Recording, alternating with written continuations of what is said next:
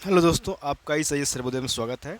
आज हमारा 15 मई है। आज का जो इम्पोर्टेंट न्यूज़ होगा आप लोग के सामने डिस्कस करेंगे हम लोग।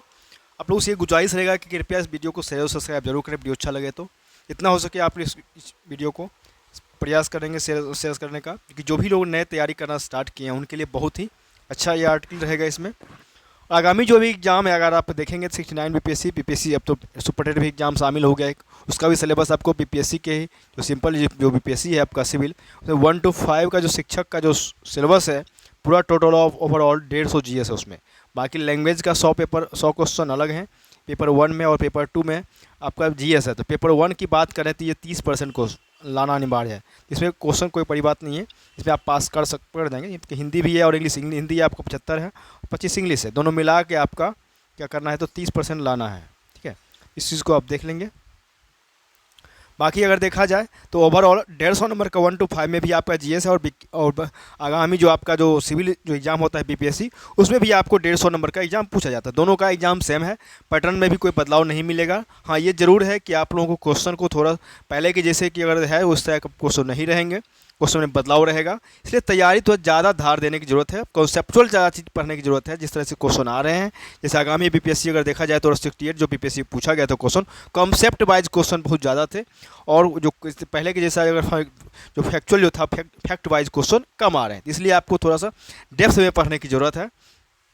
चलिए, तो हम लोग स्टार्ट करते हैं। और आगामी अगर बात करें, एनसीईआरटी बैच जो हमारी चल रही है, एनसीईआरटी बैच कंटिन्यू चलती रहेगी। और हमारी बहुत जल्द जो है एनसीईआरटी की बड़ा एनसीईआरटी की नोट्स तैयार मतलब हो गई है लगभग। कोई 1-2 दिन और टाइम लगेंगे उसमें। तो एनसीईआरटी नोट्स को आप पीडीएफ ही परचेज कर सकते हैं। इससे क्या होगा कि आपको मान लीजिए अगर एनसीईआरटी बुक आप खरीदते हैं तो 2 से 3 हज़ार रुपये आपको खर्च लगेंगे। उसमें बात यह है कि बहुत सारी चीज़ें नोट्स, ये बना बनाया हुआ नोट्स आपको प्राप्त हो जाएगा, मिल जाएगा। इसके लिए कोई दिक्कत नहीं है। ठीक है, कुछ चार्जेज आपको देना पड़ेगा जिसमें से क्या, तो आपको ये ज़रूर परचेज करें, ताकि इसे बनाने का भी, नोट्स बनाने का भी झंझट खत्म हो जाएगा। आपको सिर्फ अपना पढ़ना है, तैयारी करना है चीज़ें। चलिए, तो आगे हम बात करेंगे आज का जो देखिए ये पीटी का न्यूज़ आपका है। पीटी के को भी अगर आप एग्जाम देते हैं, दरोगा का, बिहार बीपीएससी दरोगा, जो भी बिहार पुलिस, सब में ये क्वेश्चन पीटी के हिसाब से रहेगा कि कर्नाटक के डीजीपी हैं प्रवीण सूद, जो अगले सीबीआई निदेशक नियुक्त होने वाले हैं। ठीक है, ये 1986 बैच के भारतीय पुलिस सेवा के अधिकारी रह चुके हैं। कार्मिक और प्रशिक्षण विभाग ने रविवार को आदेश में कहा कि प्रवीण सूद को पदभार ग्रहण करने की तारीख से 2 साल के लिए सीबीआई निदेशक के रूप में नियुक्त किया गया है। इस बात को समझेंगे। देखा जाए तो गिरफ्तार सीबीआई निदेशक का चयन उच्च स्तरीय समिति द्वारा किया जाता है। इसमें प्रधानमंत्री, भारत के प्रधान न्यायाधीश और लोकसभा के विपक्ष नेता शामिल होते हैं। लोकसभा में किसी भी दल के नेता प्रतिपक्ष की आवश्यक सीट न मिल पाने की स्थिति में संयम संबंधित नियम में संशोधित किया गया है, जिसके अनुसार क्या किया गया है कि नेता प्रतिपक्ष न होने की स्थिति में सबसे बड़े विपक्षी दल के नेता को समिति के में शामिल किया गया है। तो इस बात को समझेंगे। ये पीटी का आपका था, इसको नोट कर लेंगे।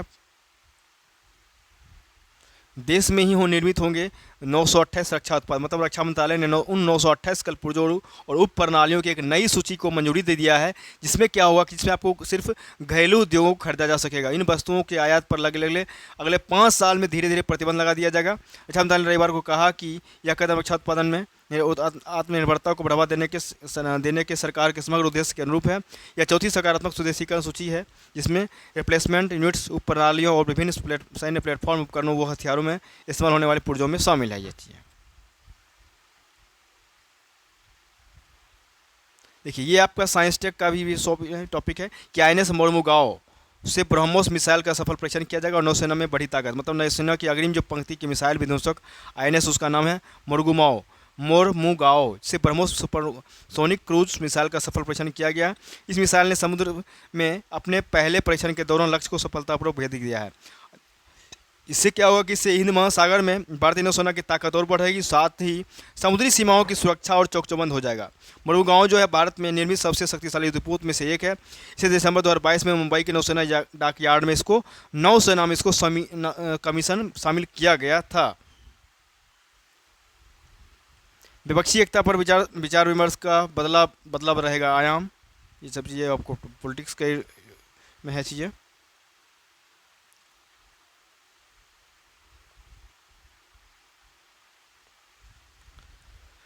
चलिए देखिए, यहाँ है कि बंगाल में खाद्य विभाग की भर्ती में भी उजागर हुई अनियमितता, मतलब बंगाल खाद्य विभाग में भर्ती भी अनियमितता के मामले में सामने आए हैं। इसे लेकर दायर मामले में सुनवाई करते हुए कलकत्ता हाईकोर्ट ने बड़े शब्दों में कहा है कि भर्ती में अनियमितता की किसी कीमत पर बर्दाश्त नहीं किया जाएगा।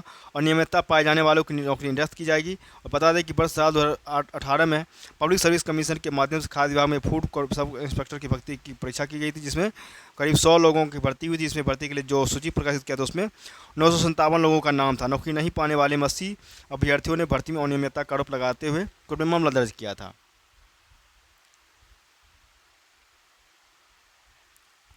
ये यूजीसी का एक न्यूज़ है कि यूजीसी क्या कर रही है। यूजीसी से 16 मई को पुनः डिजाइन की गई वेबसाइट लॉन्च करेगा। मतलब जय कुमार, मतलब विश्वविद्यालय अनुदान आयोग यूजीसी उच्च शिक्षा को विश्व स्तर की शिक्षा में बदलने की तैयारी कर रहा है। यूजीसी नई शिक्षा नीति के अनुरूप काम कर रहा है। वह कुशल नवोन्मेषित युवा पीढ़ी को बनाने के लिए उच्च शिक्षण संस्थानों की गुणवत्तापूर्ण शिक्षा प्रदान करने के लिए नियम बनाया जा रहा है। युवाओं के अंदर स्किल और इनोवेशन पैदा करने के लिए उच्च शिक्षा संस्थानों को गुणवत्तापूर्ण शिक्षा प्रदान करने के लिए नियम बनाया जा रहा है।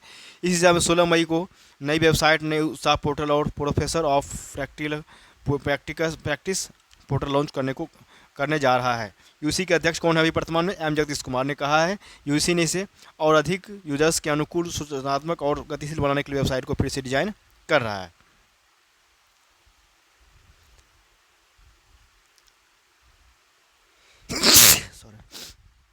देखिए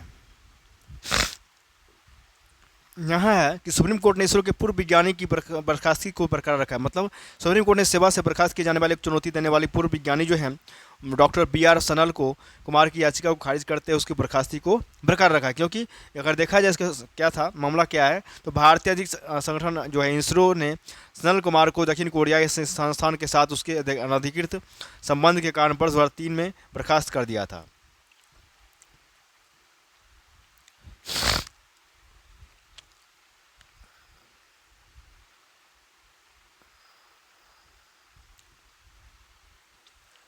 ये पॉलिटिकल इशू है आपका।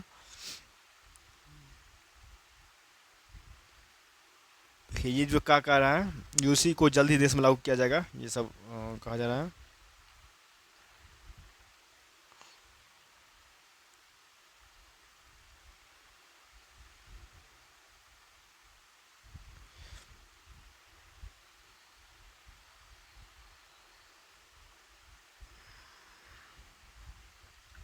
और भी देखें हम थोड़ा सा। देखिए ये जो है हमारा प्रदूषण से रिलेटेड इन्वायरमेंट का है। Air and share management plan के जरिए 8 राज्यों में होगा प्रदूषण का प्रभाव। मतलब दिल्ली, हरियाणा, चंडीगढ़, पंजाब, उत्तर प्रदेश, बिहार, झारखंड, बंगाल के जरिए बनेगी साझी रणनीति बनाया जाएगा। मतलब क्या अब इसको समझेंगे कि ये क्या है शेयर एंड मैनेजमेंट प्लान। मतलब इसी तरह के वायु प्रदूषण से प्रभावित होने वाले क्षेत्र को एयर शेड कहते हैं। मतलब कई बार छोटे स्तर पर होता है और कई बार इससे आसपास के जिले और राज्य भी प्रभावित होते हैं। एयर शेड मैनेजमेंट प्लान में प्रदूषण के कारणों की पहचान कर उसकी रोकथाम के लिए कदम उठाए जा सकते हैं। सिंधु घाटी के मैदानी क्षेत्रों में शामिल 8 राज्यों में प्रदूषण की मार पर प्रहार करने के लिए एयर शेड मैनेजमेंट प्लान बनेगा।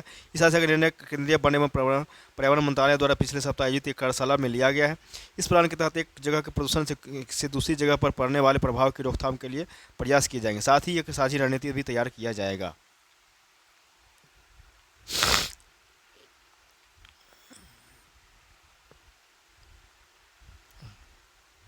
ये आपका पाकिस्तान का है कि कराहता पाकिस्तान, मतलब पाकिस्तान में जो तरह की परेशानी भी आर्थिक हालत बनी हुई है उसको लेकर ये कहा जा रहा है कि नहीं ले, देखिए यहाँ पे क्या कह रहा है टॉपिक, कि नहीं ले पाएगा किसी प्रकार की आर्थिक सहायता। मतलब पाकिस्तान में महंगाई जो चरम पर है, विकास दर निचले स्तर पर चला गया है और विदेशी मुद्रा भंडार सिमट कर $4 अरब पर आ गया। स्थिति यह है कि पाकिस्तान कुछ भी आयात करने में सक्षम नहीं रह गया है। यही हालत अगर रहा तो कर्ज चुकाने में पाकिस्तान डिफॉल्ट कर सकता है। इससे भविष्य में उसके लिए कहीं से कर्ज के रूप में पाना संभव नहीं होगा। हर मोर्चे पर विफल होती जा रही व्यवस्था वहाँ के, इस तरह से बढ़ता चला गया कर्ज का जाल। पाकिस्तान में 30,000 करोड़ 1999 में, 2.98 लाख करोड़ 2018 में, 67,000 करोड़ 2008 में ये सब कर्जा लिया गया। पड़ोसी में हो रही उथल पुथल भारत के लिए चिंता की बात नहीं है। कहा जा रहा है कि पड़ोसी में जो उथल पुथल है उससे क्या हो रहा है कि हमें उससे भारत के लिए चिंता की बात नहीं है। पाकिस्तान आंतरिक कलह और अस्थिरता से जुड़ रहा है। सेना वैचारिक रूप से 2 हिस्सों में बटी हुई दिख रही है। सरकार हमेशा की तरह आशंका और असमंजस में फंसी हुई। वहाँ की सेना ने यह तो कहा है कि वह लोकतंत्र के सम्मान करती है और सत्ता में आने का प्रयास नहीं कर रही है, लेकिन इतिहास इस बात का गवाह है कि पाकिस्तान की सेना लोकतंत्र का कितना सम्मान करती है। कुल मिलाकर पाकिस्तान अभूतपूर्व संघर्ष से गुजर रहा है। देखिए ये चीज़ें भी है आपका। आतंकी संगठन क्या करे, दुस्साहस कर सकता है। पाकिस्तान ने अपनी ज़मीन पर कई आतंकी संगठनों को आसरा दिया हुआ। इन आतंकी संगठनों ने भारत को कई बार जख्म दिया है। पड़ोसी देशों में अभी जिस तरह से अस्थिरता और अशांति दिख रही है, उससे यह बात की शंका गहरा गई है कि वहाँ की सरकार या सेना आतंकियों का सहारा लेकर अपने लोगों का ध्यान भटकाने की कोशिश कर सकती है। आमतौर पर वहाँ की सेना और खुफिया एजेंसियों के इशारे पर चलने के लिए बाध्य रहने वाले कुछ आतंकी गुट अपनी ही सेना की नीचा दिखाने के लिए भी ऐसा कुछ दूसरा कर सकते हैं। पाकिस्तान में फलते फूलते कुछ आतंकी संगठनों पर एक नज़र। तालिबान की बात करेंगे, लश्कर तैयबा, जैसे मोहम्मद, तहरीक तालिबान पाकिस्तान, ये सब चीज़ें पहले से चलते आ रहा है। चीज़ें भारत नेपाल के रिश्ते बिगाड़ने का प्रयास कर सकते हैं चंद अराजक तत्व। मतलब क्या?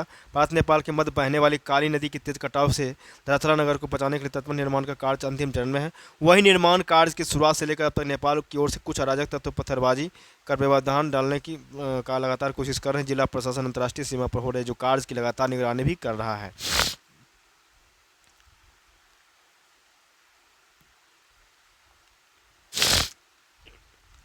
देखिए, ये कि आपका जो हर प्रकार से लाभदायक है मोटे अनाज। मोटे अनाज किस तरह से देखा जाए तो कहा जा रहा है कि मोटे अनाज जो है बहुत तरह की, हर तरह से देखा जाए तो लाभ है। मतलब क्या है?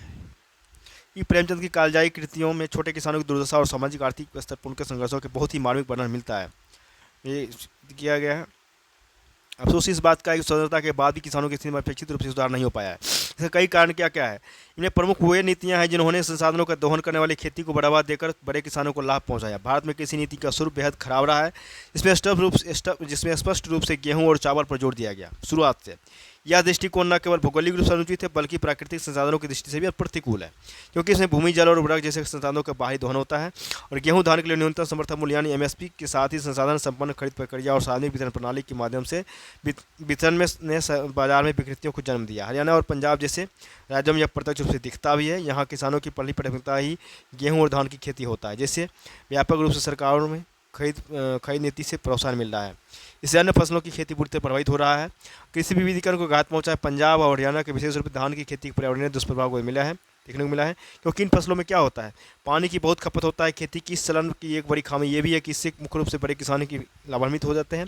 और चावल और गेहूं के प्रति नीतिगत झुकाव ने इन फसलों के बिजली उर्वरक और सिंचाई सब्सिडी की उपलब्धता को सुव्यवस्थित कर दिया। इस प्रकार की परिपाटी ने केवल खेती का आयत नहीं किया बल्कि लोगों की खान पान की आयतों को भी बदल दिया है, जिसके प्रभाव सेहत पर भी स्पष्ट रूप से दिख रहा है।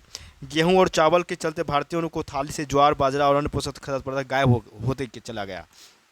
गेहूँ चावल में कार्बोहाइड्रेट की अधिक मात्रा होने से उनका सेवन में कई बीमारियों का आमंत्रण दे, मतलब बहुत सारी बीमारियां उत्पन्न हो रही है। खासतौर से निष्क्रिय जीवन शैली वाले लोगों के लिए यह तमाम जोखिम बढ़ रहा है। इस प्रकार मोटापा, मधुमेह और दिल से जुड़ी बीमारियां बढ़ती जा रही है। नगरीय क्षेत्रों में बिगड़ती जीवन शैली और सांस्कृतिक परिवर्तनों से यह खतरा और आगे बढ़ गया। इसको आप पढ़ेंगे तो बहुत ही अच्छा ये आर्टिकल है। चाहिए कर्नाटक यार का ये चाहिए। देखिए, ये आपका IR का टॉपिक है, इसको आपको समझना जरूरी है। VVI आर्टिकल है, ये इसको पढ़ लेना चाहिए आपको।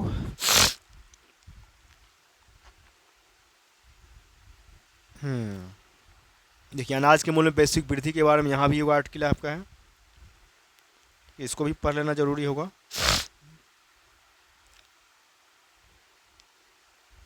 देखिए, ये क्या है? भारत का तीसरा बड़ा कारोबारी भागीदारी बनकर उभरा नीदरलैंड में 2022-23 में अमेरिका और संयुक्त UAE के बाद नीदरलैंड भारत का तीसरा सबसे बड़ा कारोबारी भागीदार बनकर उभरा है। वाणिज्य मंत्रालय के डाटा के अनुसार भारत से नीदरलैंड के लिए पेट्रोलियम उत्पाद, इलेक्ट्रॉनिक वस्तुओं, केमिकल और एल्युमिनियम उत्पादों का निर्यात बढ़ा है। डाटा के अनुसार नीदरलैंड ने भारत से आयात के मामले में ब्रिटेन, हांगकॉन्ग, बांग्लादेश और जर्मनी जैसे प्रमुख देशों को पछाड़ दिया है।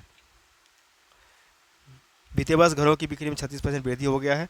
वित्त वर्ष 23 में घरों की बिक्री में 36% की वृद्धि हुई है। प्रॉपर्टी कंसल्टेंट अनानाक के अनुसार पिछले वित्त वर्ष में देश के प्रमुख 7 शहरों में 3.9 लाख घरों की बिक्री हुआ है।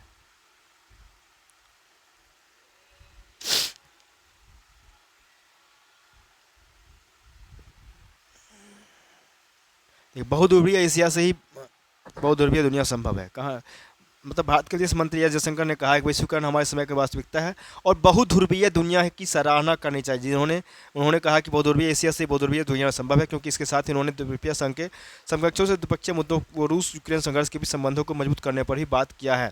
मतलब भारत से मतलब यूई के हिंद प्रशांत मंत्रिस्तरीय मंच की ओर संबोधित करते हुए जयशंकर ने भारत और यूई के बीच नियमित, व्यापक और स्पष्ट संवाद का आह्वान किया। उन्होंने कहा कि हिंद प्रशांत जो विश्व राजनीति का केंद्र बिंदु बनता जा रहा है, यू और हिंद प्रशांत एक दूसरे के साथ जितने समझौते करते हैं बहुध्रुवीय सराहना उतनी मजबूत होगी। और याद रखें बहुध्रुवीय एशिया से ही बहुध्रुवीय विश्व संभव है।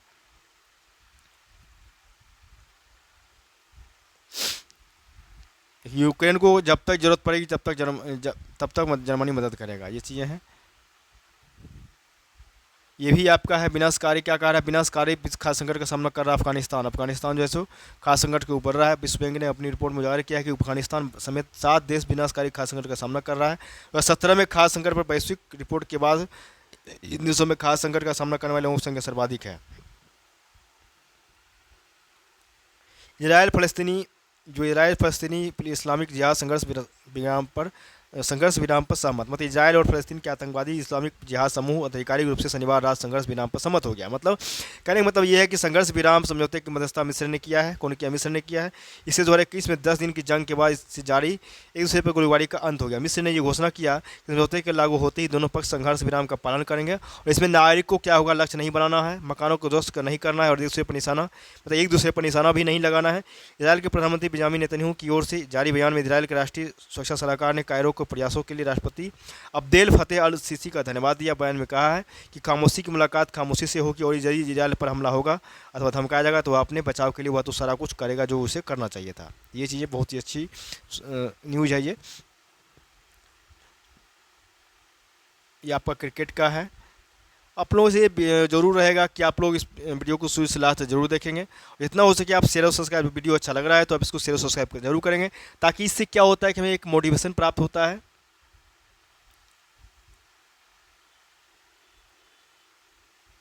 देखिए ये चीज़ें आप समझ लेंगे अपने रोज़मर्रा की ज़िंदगी में है। अकेले का स्वास्थ्य पर प्रभाव रोज़ाना 15 सिगरेट के पीने के बराबर हो गया है। मतलब अभी का जो मानसिक स्थिति बढ़ते जा रही है उसके हिसाब से बहुत ही अच्छा निकल गया है।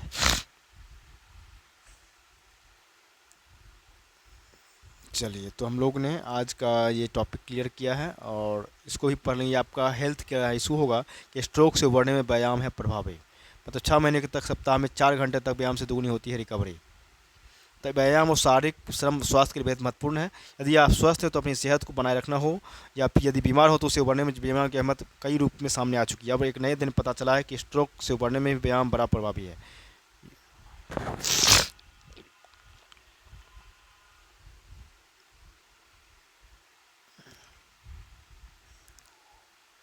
देखिए आज का एक और करंट अफेयर्स है कि मार्केट समझौते पर विश्व व्यापार संगठन की रखी नींव। मतलब 1994 में आज ही मोरक्को के मार्केट समझौते पर हस्ताक्षर कर विश्व संगठन की नींव रखी गई थी। समझौते पर 100 से अधिक राष्ट्रों ने हस्ताक्षर किए थे। इसी आधार पर 1995 में विश्व व्यापार अस्तित्व संगठन में आया था। इससे वैश्विक कारोबार में कई अहम बदलाव भी आया है।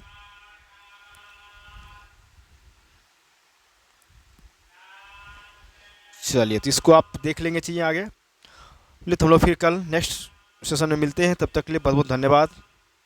वीडियो को शेयर और सब्सक्राइब जरूर करें, करें।